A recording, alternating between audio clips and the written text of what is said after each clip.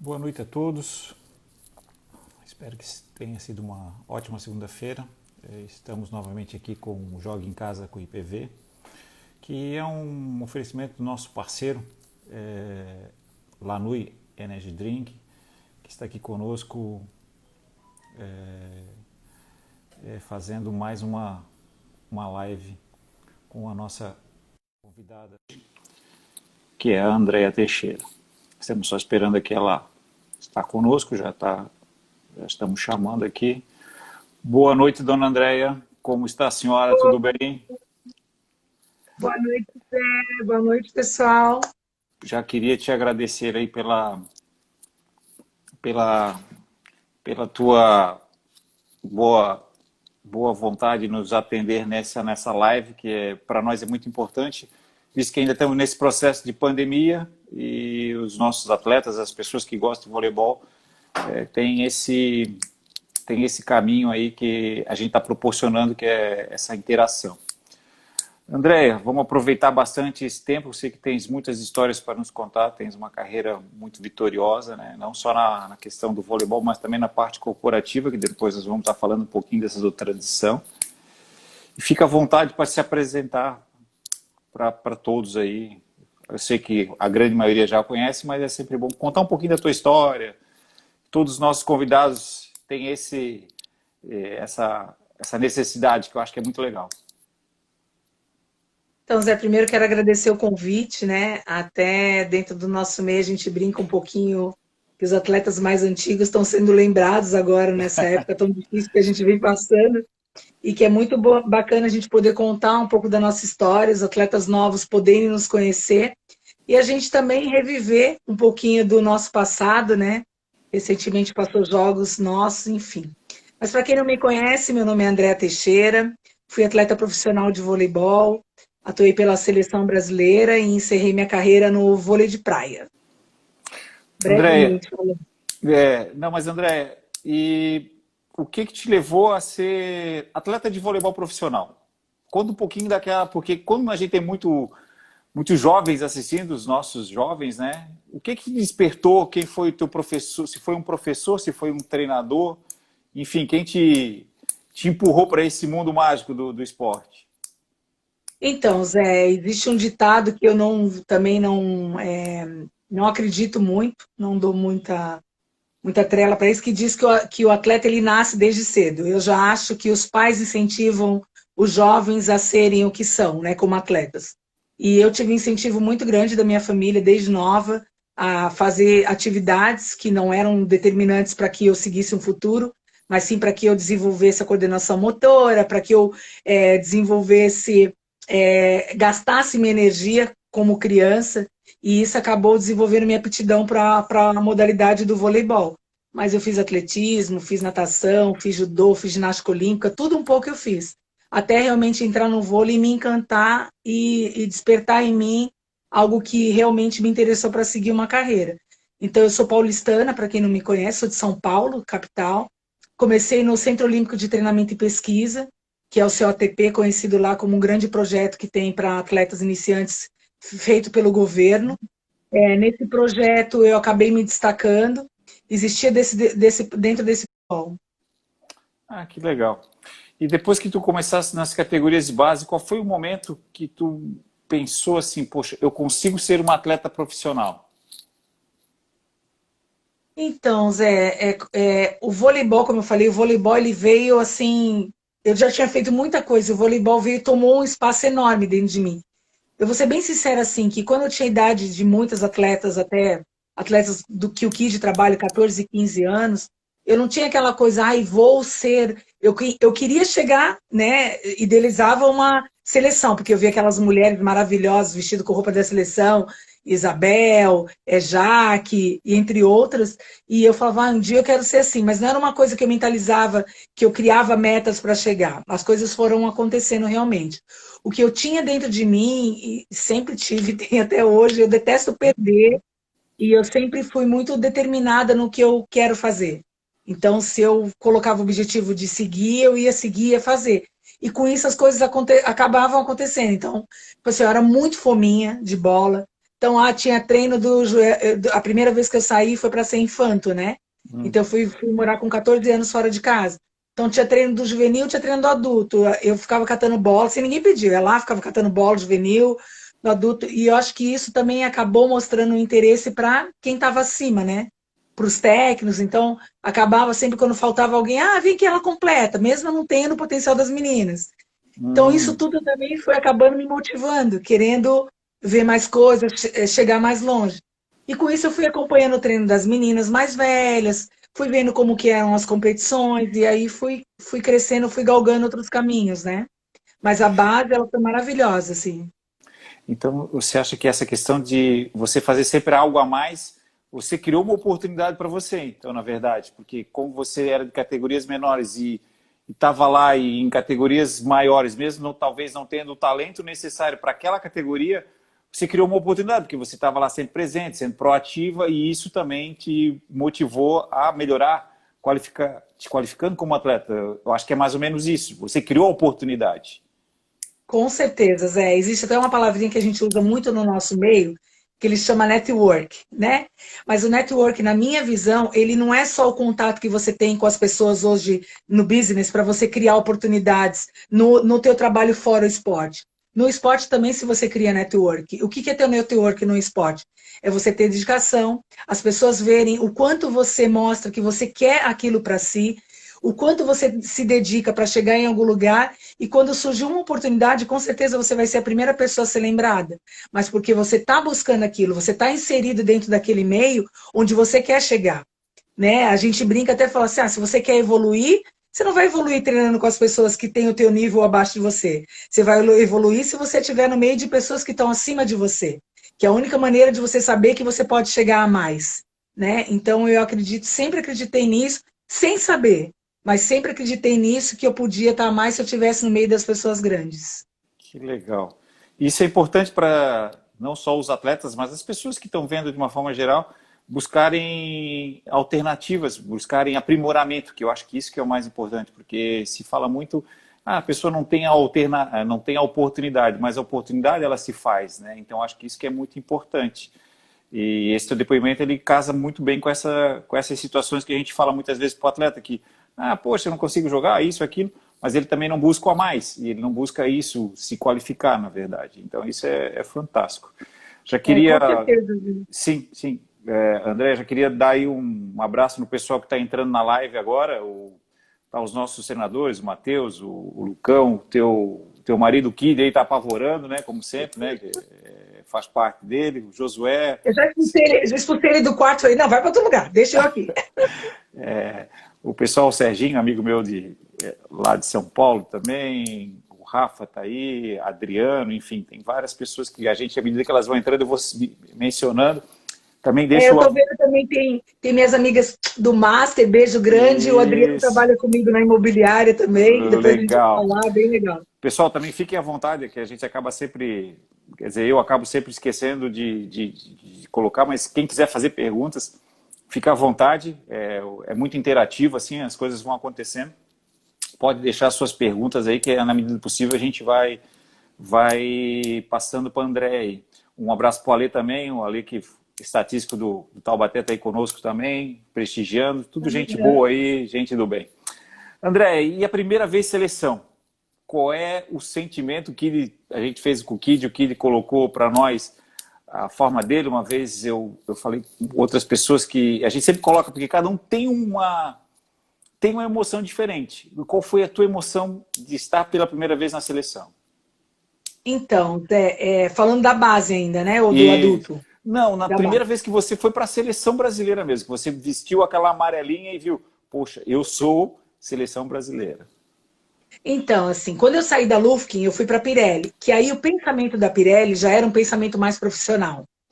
Apesar da Lufkin também jogar os grandes campeonatos que a Pirelli jogava, ter também time adulto com grandes jogadoras, meu Irena, Silvia, o pessoal nem vai saber quem é, mas foram jogadores que foram da seleção brasileira que eu já apreciava. A Pirelli ela tinha uma visão diferente, ela tinha uma formação de atleta muito mais forte. Então eu tive o privilégio enorme, para quem conhece o voleibol há muito tempo, de trabalhar com Pedro Nacal, que foi um técnico maravilhoso, onde eu trabalhei muita técnica, muito assim. Eu vejo que as meninas hoje em dia reclamam de paredão. Gente, paredão é vida, é controle de bola, né? E eu fazia assim, ó, era lição de casa. A gente chegava no treino, tinha que fazer 400 manchete, 500 toque, não sei o quê. Era obrigação fazer aquilo. Então, ali na Pirelli, eu vi um outro voleibol. Um voleibol muito mais, um nível muito mais forte. O meu time era um time forte, um time que foi feito para brigar pela competição. Então, a minha mentalidade realmente já estava sendo criada por uma mentalidade de atleta, né, profissional. E com isso, eu acabei sendo convocada para uma seleção brasileira, que foi a seleção Infanto, minha primeira convocação. Fui cortada dessa seleção, fiquei muito triste, muito chateada. Eu, quando era nova, eu tinha bastante problema de peso, então era uma atleta que eu era muito magra no começo, depois que eu saí de casa, a gente sabe que emocionalmente muitas coisas mudam, estrutura, e eu acabei ficando pesada. Então, fui cortada dessa seleção por conta disso, mas a convocação em si foi uma alegria muito grande, porque a primeira coisa quando você, pelo menos no meu pensamento, a primeira coisa que me veio à cabeça quando eu fui convocada é eu vou representar meu país, né? Aquela coisa de patriotismo. Então, isso é muito forte. Não é o fato só de estar entre as melhores, é o fato de você vai representar teu país. Entre tantas, você vai representar teu país. Então, isso para mim foi muito forte, marcou bastante. Pô, que legal. E cada um tem um sentimento. E esse é um sentimento meio que acaba acontecendo com todos que vão pela primeira vez, principalmente dessa geração, não sei se é essa nova, a gente não teve a oportunidade de estar muito com esses mais jovens, mas a geração sua dali até, mais, sei lá, mais umas 5 ou 6 para frente, sempre comentam isso, desse poder de representar a nossa bandeira. E isso é uma coisa muito legal, que traz muitos sentimentos que hoje talvez não estejam tão na moda, né? Mas isso é uma coisa muito legal, isso é fantástico.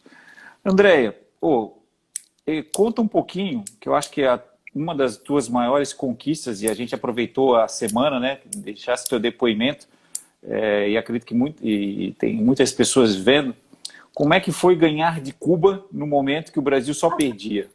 Como é que foi enfrentar aquelas mulheres que na época eram monstras, né? Era o que tinha de melhor no mundo do voleibol, e vocês num Pan-Americano, né? Diferentemente de quem acompanha os Pan-Americanos atuais, né? Onde acabam levando uma equipe B ou uma equipe mais jovem, naquela época não tinha Pan-Americano, o pau comia e era os titulares, e não tinha essa história de levar a segunda equipe. Conta um pouquinho para nós. Então, Zé, primeiro eu vou voltar só um pouquinho no tempo, assim, porque Sim. eu já tinha pego seleção brasileira com o Bernardo como atacante. Só que, para mim, quem me conhece sabe que eu, como mulher, sou alta, mas como jogadora, sou baixa, né? Tenho 1,76 m. Então, as duas seleções que eu peguei com o Bernardinho como atacante, eu fui cortada. E na última delas, o Bernardinho teve um papo bem bacana comigo, falando mais ou menos que eu tinha fundamentos bons, tinha condições de estar ali, mas que eu era muito baixo para o nível internacional. Que então não adiantava, tipo, mais ou menos ele ficar me iludindo, eu estar ali sendo convocado e depois sendo cortado. Correto. Então, com isso, eu acabei saindo fora da seleção. Só que 2 anos depois surgiu a posição de líbero. E eu não estava na primeira convocação do Pan-Americano. Quem estava de líbero, se não estou equivocada, era a Ana Flávia. E a Ana Flávia acabou pedindo dispensa e eu estava numa fase muito boa jogando. Eu passava, já era natural meu passar bem. E eu já tinha ganho a Superliga prêmios individuais como defesa. Se não me engano, tinha ganho 2 ou 3 prêmios já de melhor defesa da Superliga e uma sul-americana. E aí o Bernardo, antes disso no clube, eu já vinha cutucando o Josenildo de Carvalho, que eu queria mudar de posição justamente para tentar chegar numa seleção, que era o meu maior objetivo. Certo. E acabou que numa competição, ele acabou me mudando de tanta insistência, ele acabou de me mudando de posição, eu fui para jogar de livre e comia a bola, literalmente, sim. Buscava a bola na arquibancada, fazia acontecer o que eu queria aquilo. E aí acabou que no ano seguinte o Bernardinho me convocou para o Pan-Americano.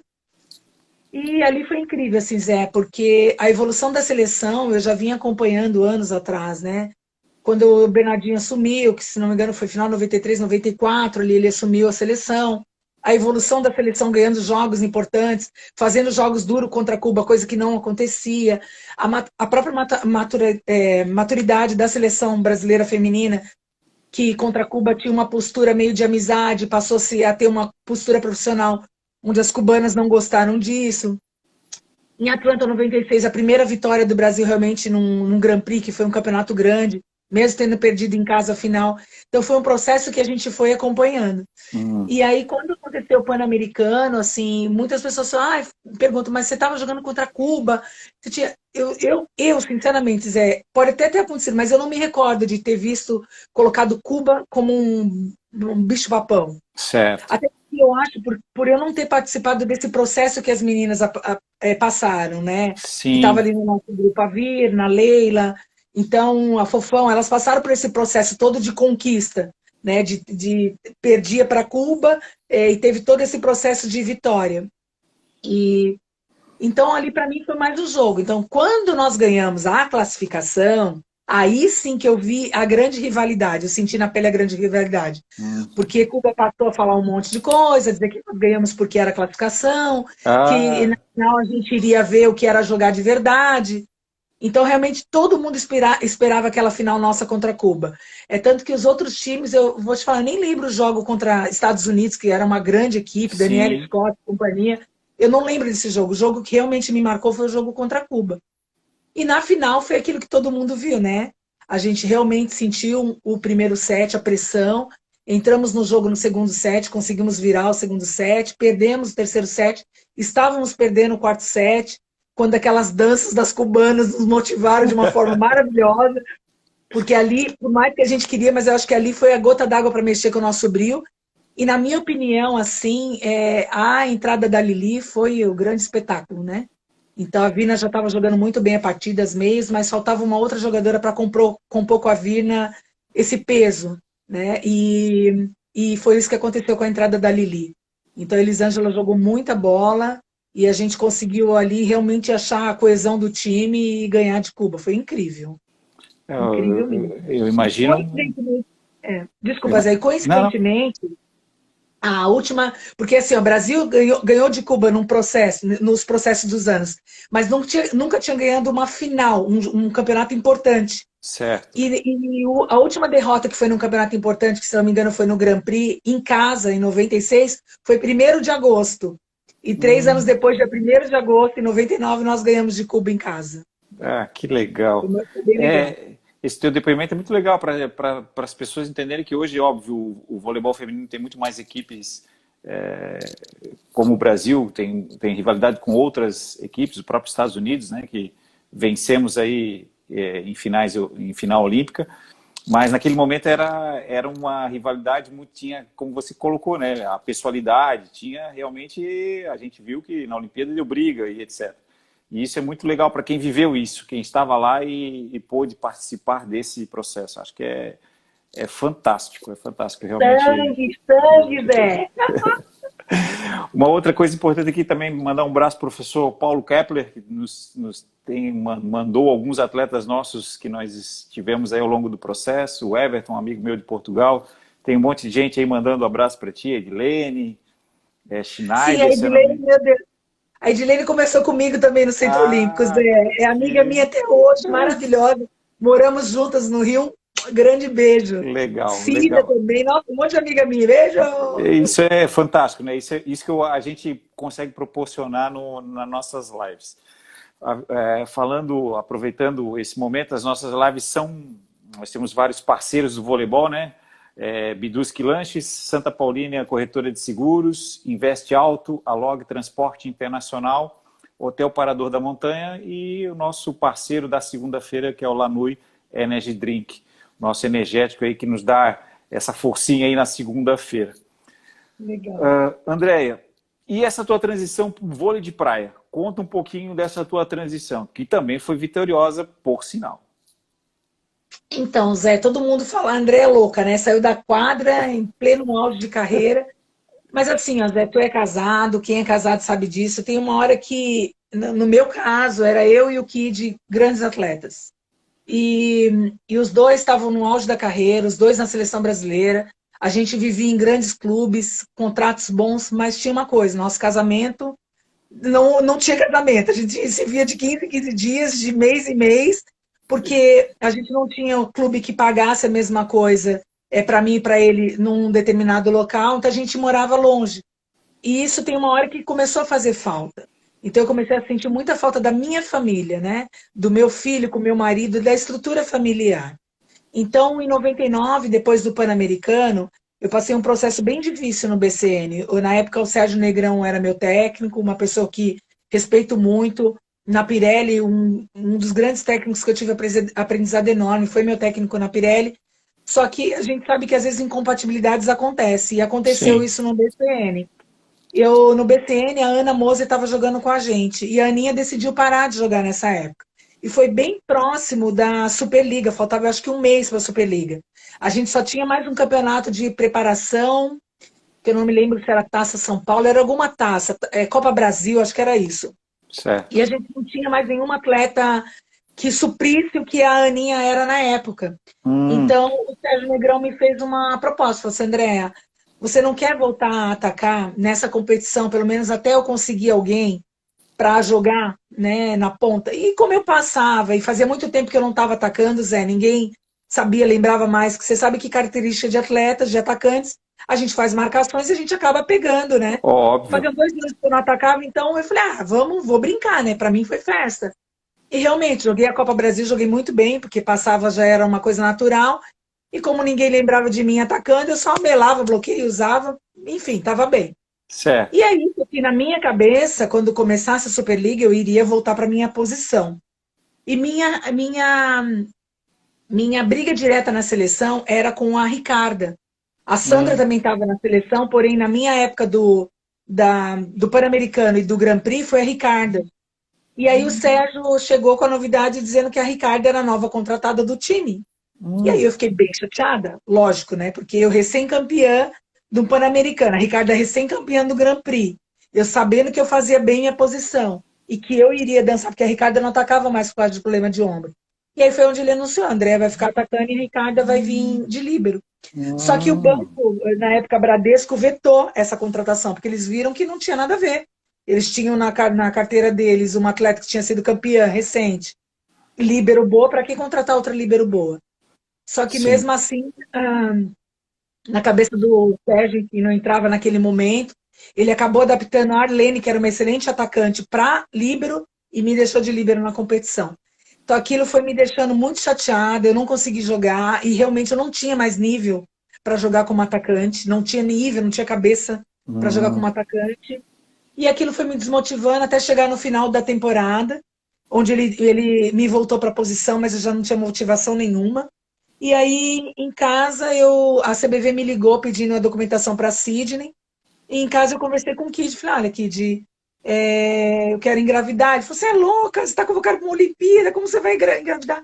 Falei, vamos fazer o seguinte, falta um mês e pouquinho, faltava um mês e 20 dias mais ou menos para acabar a Superliga. Falei, vou tentar nesse processo engravidar. Os dias que você está em casa, né? Porque nunca parava em casa. E aí, se eu engravidar, é o que a gente queria. Eu falei, se não engravidar, eu volto a tomar medicação e vou brigar por uma vaga em Sydney, né?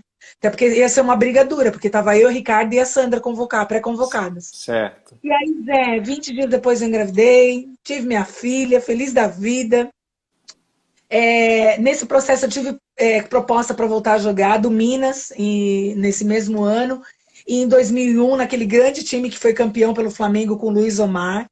E eu decidi Hum, não jogar mais, porque eu queria ficar realmente com minha família. E aí passei 2 anos sem jogar. Quando a gente foi morar na Bélgica, eu resolvi voltar a jogar quadra. Foi muito legal, porque a gente viajava junto, que terminava o treino, a gente ia para o meu treino, que era uma coisa bem light, 3 vezes por semana, foi bem hum, divertido. Até que em 2004 eu resolvi voltar para o Brasil definitivo. E aí comecei a brincar na praia. hum. E nessa brincadeira da praia em Florianópolis, o pessoal começava a vir para cá, Itapema, que até então eu não sabia onde era, nem tinha, nem conhecia. E eu comecei a vir com as meninas, bater bola, fui me apaixonando. Nós decidimos comprar um apartamento que era então para ser um apartamento de praia, porque a gente tinha casa em Floripa. E aí virou apartamento de moradia. E nesse processo todo eu conheci a Ágata, que era uma menina muito jovem, com 20 anos. E o Danilo, que era técnico dela, falou, André, eu gostaria muito de formar uma dupla com você e com a Ágata, tudo. Eu falei, Danilo, mas eu não tenho expertise nenhuma na praia, né? Eu sei que não é o mesmo esporte. As pessoas acham que quem joga quadra vai jogar Sim, praia. Não é assim. sim, O isso que te mesmo. ajuda é realmente os fundamentos que você tem, né? Mas a parte física, ela é 90% da praia, você tem que ser muito habilidosa. e é um processo bem desgastante, tem muito treino envolvido. E acabou que deu certo a parceria, eu acabei sendo a parceira da Agatha, foi minha primeira parceira ali. Eu já tinha jogado uns 2 campeonatos com uma atleta também de Floripa, a Fabiola, maravilhosa, minha amigona até hoje. Mas foi com a Agatha que eu realmente comecei um processo de campeonato brasileiro e de adquirir títulos e passar para a etapa principal. É a primeira vez que a Agatha classificou para uma etapa principal e para um pódio foi comigo. Então isso eu fico bem feliz que eu marquei a vida dela. E aí foi aí que eu entrei no vôlei de praia, Zé. E entrei, e o vôlei de praia é apaixonante. É demais, assim. Foi um período, então, muito gostoso nesse novo desafio, porque foi um novo desafio, né? Como você colocou, a expertise não existia de uma forma que você achava que não tinha, mas que acabou se tornando um novo desafio, e você, como não gosta de perder, como gosta de grandes desafios, entrou como uma luva. Então, mas ele foi de uma maneira diferente, Zé, assim. Era um processo que eu estava light, assim, eu estava leve comigo, né? Hum, Porque a gente sabe que um atleta, ele sofre muita pressão. Quando ele começa a atingir um nível. Existem 2 níveis de atleta que eu falo.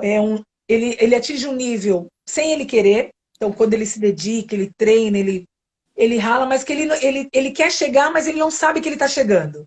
Então certo. aquilo, psicologicamente, ele não te traz tanto peso, digamos assim. Ele não te traz uma cobrança, as coisas acontecem naturalmente. Quando você enxerga realmente o potencial que você tem e as pessoas começam a te ver como atleta profissional e começam a te cobrar que você é capaz de chegar e você realmente é capaz de fazer, o atleta também, ele psicologicamente, ele tem que ter um equilíbrio muito bom, para que ele que a cobrança dos outros não se misture com a cobrança dele e isso não acabe sendo demasiado.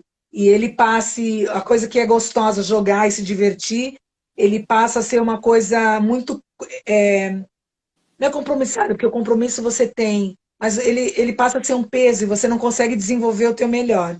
Entendeu? Então, isso na praia não tinha, coisa que eu tinha na quadra e equilibrava muito bem. Na praia Certo. eu fui realmente assim, ó, vou fazer o meu melhor, vou treinar, mas se der, Deus, se não der, paciência. Não quero ninguém me cobrando algo que eu fui na quadra. Se eu quisesse ter vindo para a praia antes, eu teria vindo para ser uma atleta realmente. Então, eu nunca almejei nada maior. É tanto que existiu possibilidade de eu ir jogar mundial, que não é fácil, eu teria que jogar com tricota, tudo. Mas Certo. existiu possibilidade de eu me dedicar e estar indo para mundiais e eu não queria. Eu queria estar dentro da minha casa, treinando com minha família, viajando só aqui dentro do Brasil, que eu conseguia conciliar com os meus filhos. Não, que ótimo. Essa forma que você expressa é muito bom para quem, principalmente para a molecada que está vendo, que joga, saber realmente o que a espera, né? Quais são os passos que ela tem que seguir. E você fez escolhas e você fez uma opção de realmente qualidade de vida, mas dentro do esporte ainda. Então foi uma opção tua muito legal. Aproveitar e mandar um abraço para o Saulo, que foi nosso treinador que está nos assistindo, professor Arthur de Blumenau, Roberto Lopes está aí também, a Raquel, que eu acredito. Roberto, beijo. A Raquel também está falando aí que tu chegou chegando na praia, enfim. Ah, O pessoal Raquel. só. E o Kid aqui querendo, eu acho que ele quer alguma coisa, porque ele só está te elogiando, não sei. Vai Mandei um pedir algum. beijinho para ele já. Ah, então tá bom. Andréia, essa tua fase atleta de alto rendimento, praia, buscando uma qualidade de vida diferenciada, e essa tua transição para o mercado de trabalho. Diz para nós o que você conseguiu fazer de transferências, porque, óbvio, quando a gente tem muitas crianças, muito jovens praticando esporte, a gente sabe que é um funil extremamente difícil, muito forte. Desculpa, a Rejane está dizendo que você chegou chegando. Uhum. Eu confundi com a Raquel. Desculpa, Raquel. Desculpa, Rejane. A Regiane era muito malandra, Zé. Ela falava Ah, assim para mim. Não, eu vou contar agora. Ela falava assim para ah, mim. A gente jogava tal, ela vivia ganhando de mim, experiência nota 1000, né? Só na ah. habilidade. E ela falava assim: André, você tem um potencial, eu preciso te falar, eu vou te falar. Ela, não, mas depois eu te conto. Ela nunca me falava, Zé. Ela nunca entregava o que era. Filha da mãe, ela sempre falava: você tem um potencial, você tem umas coisinhas para te. Mas depois eu te conto. E nunca falava nada, malandra. Escondendo o jogo sempre. Ah, que legal. Raquel, grande amiga, beijo. Que joia. E aí, porque como a gente estava falando, né, nem todos os nossos jovens, nem todo mundo vai conseguir ser um atleta de alto rendimento, mas a gente sempre vende, e isso é fato, que o esporte vai dar condições para ele seguir outras carreiras. O que que o vôlei, que o esporte deu para ti que hoje você te ajudou e te ajuda no teu trabalho? Então, Zé, assim, ó, a nossa geração era bem diferente dessa geração. Então, tem muita gente falando, nossa, a nossa geração, ela ralou muito, ela abriu portas, e realmente abriu portas. Essa geração de hoje, não é que ela deva uma gratidão para a gente, mas tudo que é de bom que acontece para a gente hoje em dia, vou dar um exemplo da minha família. Eu, com certeza, eu tive coisas que minha mãe não teve. Eu sou grata à minha mãe por isso, entendeu? Então, esse reconhecimento, Certo. ele tem que existir, né? Ele Hum, não é uma gratidão de, ai, nós só somos porque vocês foram. Não, não é isso. Mas é lembrar e valorizar tudo que o anterior fez por nós. Eu tenho uma gratidão enorme pela geração da Isabel, da Rejane, da Luísa, da Vânia Mello, da Tina, da Jaque. É uma geração muito anterior à minha, mas foi essa geração, sabe? Essa geração que revolucionou o vôlei, a geração da Jaque brigar por patrocínio para as mulheres serem iguais às dos homens, os direitos. E essa geração fez o que a gente é hoje. Então, eu sou grata a elas. Então, o que eu vejo hoje que falta um pouco para essa geração é enxergar tudo isso. Por que eu estou falando isso? certo. Porque a Ok. nossa geração, para você conseguir conciliar estudo com o jogo, era muito difícil, Zé. Assim, você não conseguia treinar e estudar. Não existia essa coisa hoje que você faz e que muitos outros técnicos faz, que cobra do aluno. Não vai ficar vendo boletim, porque isso eu acho que faz parte da maturidade também do profissional. Mas que vocês querem, ó, consegue bolsa de inglês, consegue bolsa em faculdade, consegue desconto em faculdade. Isso não existia pra gente, Zé. Se você quiser estudar, você que se virasse que estudar. A prioridade era jogar, entendeu? Então, eu acho muito bacana hoje, quando você pensa que você tem um atleta, que hoje é um atleta, mas que no futuro ele pode se tornar um grande técnico, um grande profissional em qualquer área. Só que existe um tempo para isso. Então, hoje, se o atleta ele está vivendo, mesmo atleta de alto nível, e ele não está se preparando para ser alguém, ele vai sentir. Ele vai sentir. Então, e com 40 anos, bem tarde, eu decidi que eu queria me formar e queria terminar minha faculdade. Já tinha começado antes e tinha trancado. E com 40 anos eu me formei em administração. Tranquei faculdade de educação física no sétimo período. Hoje eu estou com 48 anos, faço 49 no final do ano. Sou formada em administração, sou formada em gestão comercial, sou formada no Cresci, no curso de imobiliário, sou pós-graduada em gestão de pessoas e tranquei a faculdade de educação física no sétimo período. Nossa, Andréia, quanto estudo! A questão não é essa. A questão é um conhecimento para mim, de tudo que eu abri para mim. E em todo esse processo, Zé, eu aprendi muita coisa. Aprendi a lidar com pessoas que não eram do esporte, então pessoas que tinham visões diferentes de pessoas que estão acostumadas com o esporte. Aprendi a lidar com fracasso, porque uma coisa é você jogar 28 anos, você se aprimorar durante 28 anos em algo, outra coisa é você tentar fazer com excelência do que você foi como atleta em 4, 3 anos.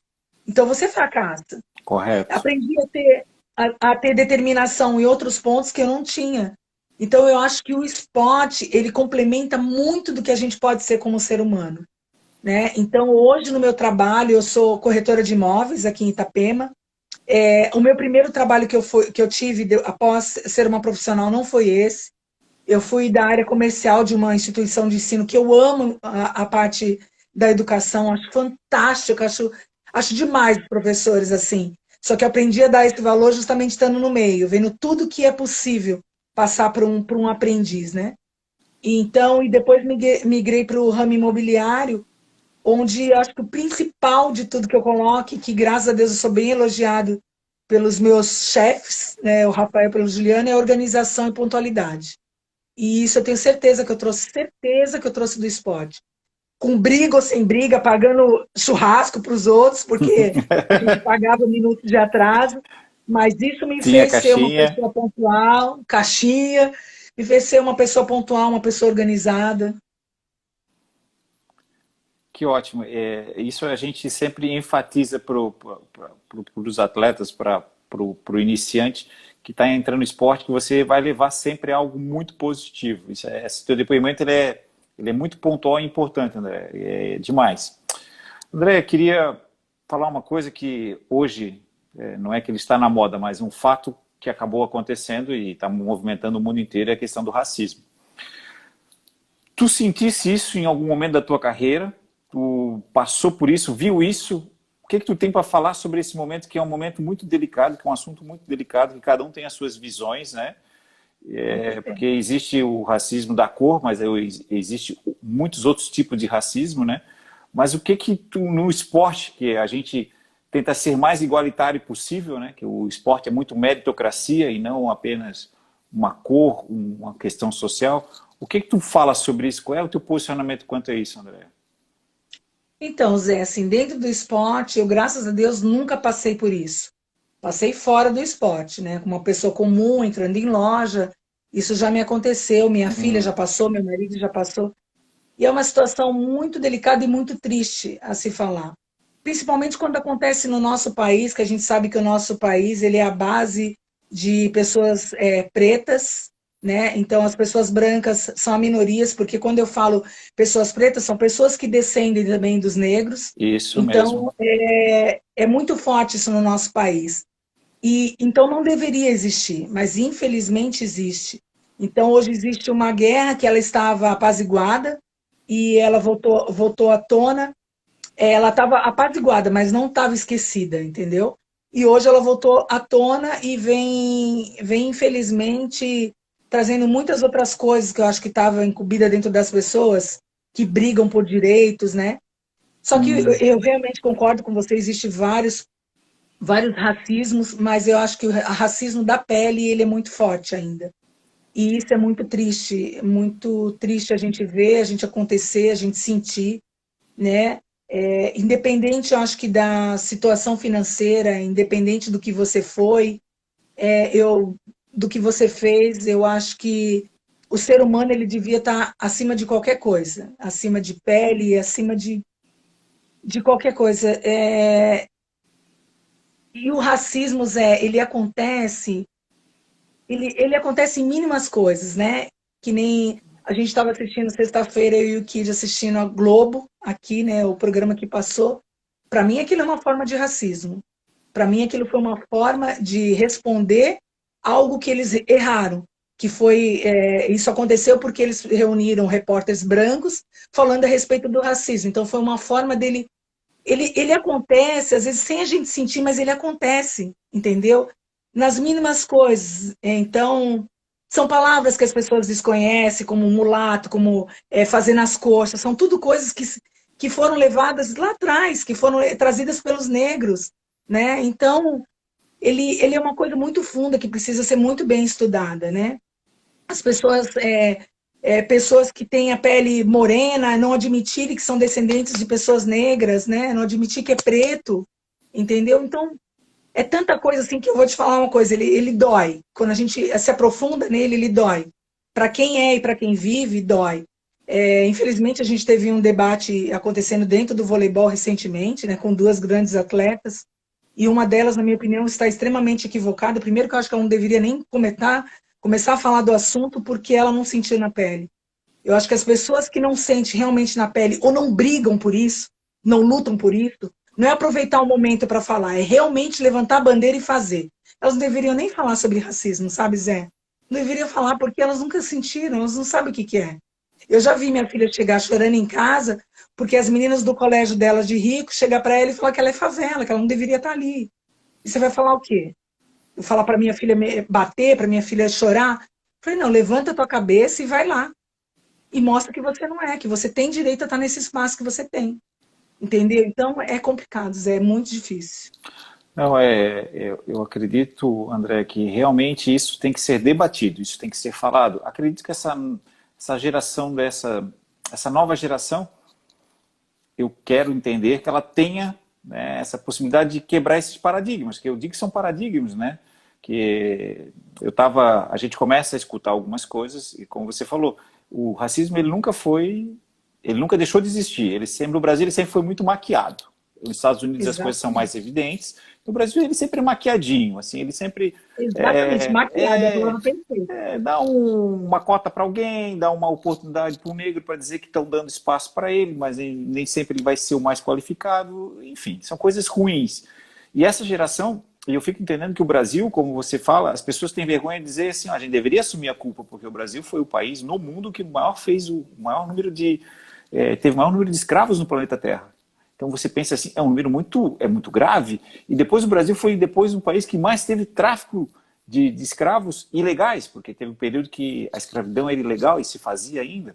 Então nós temos que assumir as nossas culpas e mostrar para as pessoas que o Brasil já passa por dualidades, né? Se você gosta de A, não pode gostar de B, B não gosta de A, e fica sempre aquela... E a gente tem que entender que as pessoas, muito mais do que a cor, tem a questão da humanidade, como você falou, a pessoa tem que se orgulhar do que ela é. Se ela nasceu em tal lugar, se ela vem de gerações assim ou assado, o orgulho tem que ser porque as pessoas não podem ser medidas por coisas tão banais, porque não é uma escolha dela, Andréia. Eu sempre digo assim, a cor não é uma escolha sua. Tu não chegou assim, agora eu vou ser azul. E de repente você se transforma em azul. Ah, não, agora eu vou ser amarelo. Essa sua cor é uma descendência, é da sua família, é dos descendentes, então... Você jamais pode ser julgado por uma coisa que não é uma escolha sua, foi uma escolha que aconteceu e você pode ser a melhor pessoa, pode ser, porque ser melhor ou pior não tem nada a ver com cor. Então, Zé, isso é tão forte, e desculpa, isso é tão forte que os jovens hoje eles se perdem, entendeu? Eles se perdem assim, que eu falo assim, o jovem hoje ele quer usar uma corrente, ele quer mostrar quem ele é e às vezes se equivoca na forma de mostrar, porque a sociedade não entende, entendeu? Eu mesma, eu vou te falar assim, eu já fui racista com os meus filhos, de falar, não faz isso, não se tatua assim, porque assim vão pensar que você é bandido, mas eu tô errada, por quê? Isso.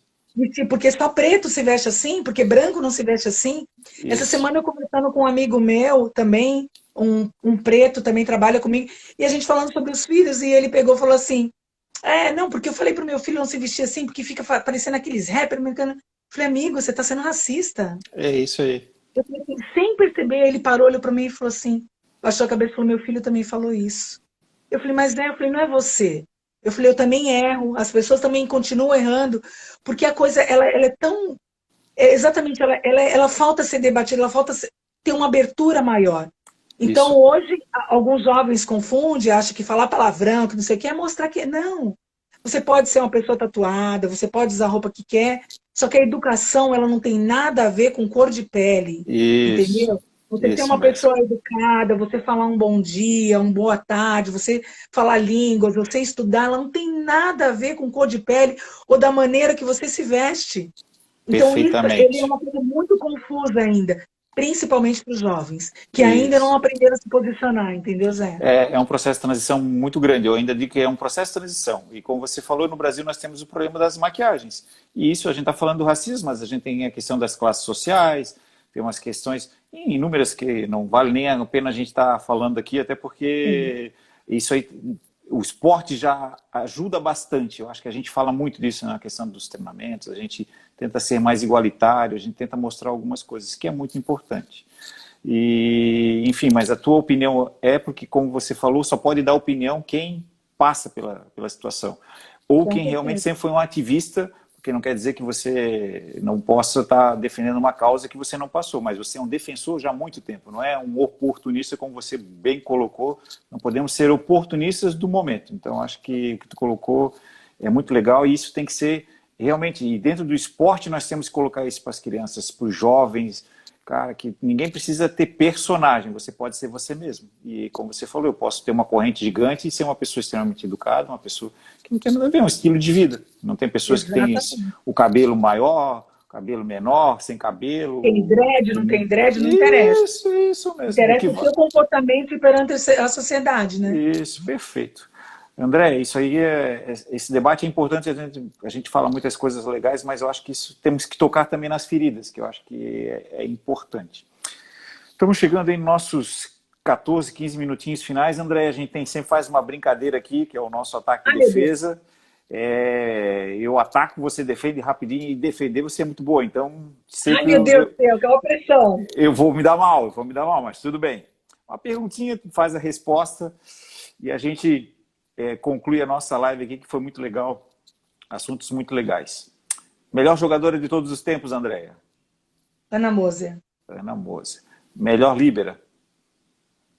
Fabi. Show. Eu colocaria um homem, né? Serginho, que eu sou fã Ah, descarada dele. Mas acho que a Fabi, como mulher, representa muito sim, bem. isso, ótimo.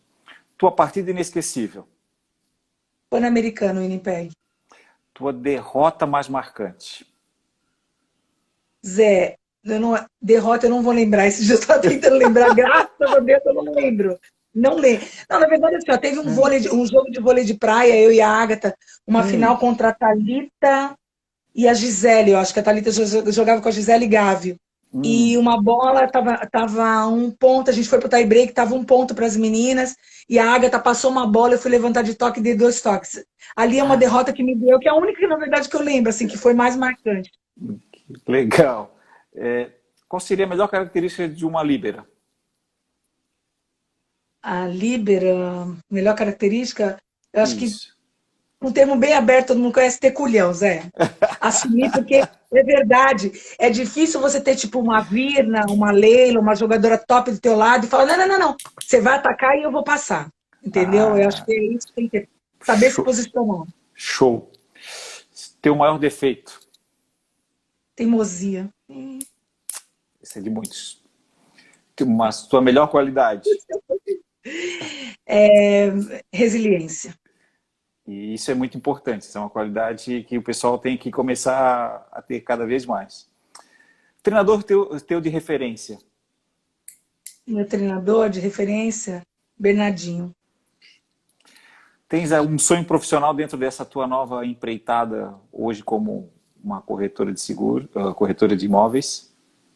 Você é milionária, Opa, isso aí é legal. Eu gosto é disso. Eu gosto é do sonho legal. É isso aí. né? É isso aí. Perfeito. André, É que eu sou tão grata a Deus, assim, Zé. A gente, lógico que a gente sempre almeja sim, muito mais, muito mais. Mas eu olhando para minha vida, tudo que eu fiz, tudo que eu conquistei, eu sou só grata a Deus, de verdade, assim, sabe? Por tudo, pelos meus filhos, pelo marido que eu tenho, pela minha família, pelos meus pais, por todos meus tios, também meus irmãos. Eu sou só grata a Deus por tudo que eu conquistei mesmo. não, ótimo. Ralei, penei, continuo penando, mas como eu falei, eu sou muito resiliente. Então, eu acho que a resiliência ela não vem só de você querer conquistar e querer chegar, Sim, mas ela vem do mérito também de você não fazer as derrotas pesarem mais do que as vitórias. Então, isso. eu acredito muito nisso. Não, ótimo, é isso aí mesmo. Conselho para as meninas que estão te vendo aí, que estão começando no voleibol, qual o conselho que você daria para elas chegarem aonde você chegou? Zé, eu vejo assim, o pouco que eu acompanho, né, que não é muito, que eu não estou dentro mais do esporte, mas que é muito moda você querer ficar sentada numa arquibancada, você querer treinar pouco, quem vai lá e se dedica e cata a bola porque é baba-ovo, porque é puxa-saco, eu acho que isso tem que cair de moda, né? Se você quer conquistar alguma coisa, você tem que realmente deixar isso para lá e começar a olhar por outros olhos, de querer você mudar essa situação. Então, se dedique, se dedique, se dedique. Falei para minha filha resolveu parar de jogar, é uma opção dela, nós respeitamos demais, mas acredite, não tem maneira mais gostosa e mais fácil de ganhar dinheiro, de ser bem-sucedido do que o esporte. Se você se dedicar, você vai conseguir chegar. Isso é para qualquer um, para qualquer um. Se você se dedicar, mas você se dedicar mesmo, abrir mão de saída final de semana, abrir mão de bebida, abrir mão de drogas, abrir mão de cigarro, abrir mão de várias coisas que não acrescentam, na verdade, na nossa vida pessoal, mas você está perdendo hoje, perdendo, né? Mas você pode ter certeza, quando você tiver seus 25, seus 30 anos, que você olhar para os seus amigos, você vai falar, eu abri mão, mas hoje eu não abro mão de mais nada. Que ótimo. Andréia, o papo quando é bom ele passa rápido, né? Ele É vai verdade, Zé. rapidinho, nem contamos muitas histórias, mas vamos ter várias lives aí, se Deus quiser, e a gente vai poder falar sobre histórias, que não falta histórias nessa tua carreira, não só como atleta de vôlei de quadra, mas também de praia, enfim. Queria deixar aqui meu agradecimento, não só meu, mas do Itajaí Pro Vôlei. pela possibilidade de você estar conosco aí, disponibilizar o teu tempo para nós aqui. E te desejar tudo de melhor, né? Você é uma pessoa extremamente exemplo, não só como atleta, mas como ser humano para todos nós. E queria deixar o tempo aí para você se despedir do pessoal. Agradeço de coração novamente. E você sempre vai ser a nossa convidada, mora aí junto com o Kid, que é o contador de piada, e você é a pessoa mais séria, né? Que o Kid é o cara da piada, você é a pessoa mais séria. Alguém tem que ser sério nessa família, Zé. Eu não sei se você viu o que ele postou hoje. Todo mundo rindo, eu falo, gente, até Eu eu não sei vejo, como, né? eu brinco que ele é meio doente, ele tem alguns problemas, acho que é o vento que bate na cabeça, aquela careca dele que dá uns problemas, mas tudo bem, a gente continua amando ele assim mesmo, assim. Mas eu falo que ele é a alegria dessa casa. Ele, graças a Deus, é a alegria dessa casa. Não, Zé, uma coisa muito importante falar para essas meninas também é que o esporte faz a gente ter grandes amigos. Assim, eu tenho amigas que eu não vejo, a gente tem grupos de amizades assim, do master, do vôlei, e que a gente não vê, e que nesse momento que nós estamos vivendo, que é um momento de reclusão para muita gente. Então, hoje nós estamos no Sul, a gente, graças a Deus, está num outro processo, esperamos que permanecemos nesse processo.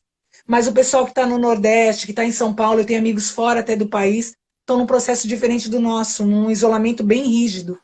Então, que isso aqui que a gente vive, o círculo de amizade, nos faz passar e nos faz amanhecer e saber que todo dia que vai dar certo, porque a gente tem grandes amigos, ou que oram por nós, ou que levanta e conta uma piada no grupo, que manda um sorriso, que fala uma palavra de alegria.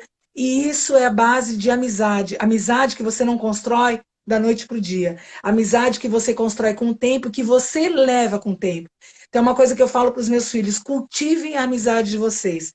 Porque daqui a 10 anos vocês vão estar lembrando e vão estar agradecendo por terem essas pessoas do lado. Então, quero agradecer demais. Tenho grandes amigos, não dá para citar todo mundo, que Sim, entraram hoje. Tenho amigos recentes, são meus colegas de trabalho. Então, um beijo enorme. Obrigado, minha família também, que tinha gente da minha família. Agradeço demais por, nesses momentos, estarem assistindo, estarem prestigiando. E obrigada a vocês. Um beijo enorme, Daisy, meu chaveirinho. André, muito obrigado novamente, um beijo no coração de todos vocês e em breve estamos batendo papo novamente aí com o Itajaí Pro Vôlei. Eu também tenho algumas coisas que eu estou tentando montar aqui e tu és uma pessoa que com certeza a gente vai estar falando sobre administração, sobre negócios, que é importante também. Beijo no coração de vocês. Muito obrigado, André. Obrigada, Zé. Beijo para vocês. Até a próxima. Tchau. Tchau.